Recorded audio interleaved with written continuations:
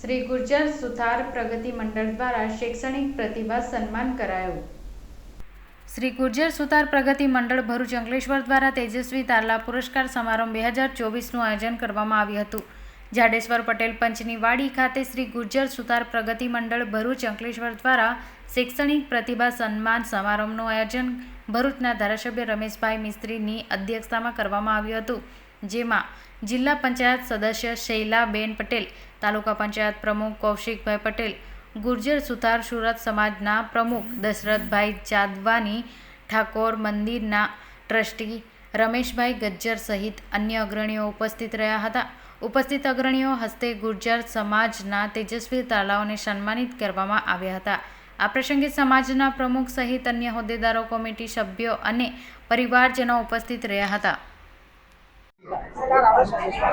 જાડેશ્વર સ્થિત ગુર્જર સુથાર સમાજ દ્વારા આયોજિત આજનો સમાજના તેજસ્વી તારલાઓને ઇનામ વિતરણના કાર્યક્રમમાં મોટી સંખ્યામાં ભરૂચ અંકલેશ્વર જિલ્લાના વિશ્વકર્મા પરિવારના તમામ આગેવાનો એકત્ર થયા છે। ખૂબ સુંદર વાતાવરણમાં આજનો આ કાર્યક્રમ સંપન્ન થવા જઈ રહ્યો છે। વિવિધ જિલ્લાઓમાંથી પણ વિશ્વકર્મા પરિવારના આગેવાનો ઉપસ્થિત રહીને આ કાર્યક્રમને જીવંત બનાવ્યો છે। હું આવા શ્રેષ્ઠ કાર્યક્રમનું આયોજન કરવા માટે ભરૂચ અંકલેશ્વરના વિશ્વકર્મા પરિવારના સૌ આગેવાનોને હૃદયથી અભિનંદન પાઠવું છું।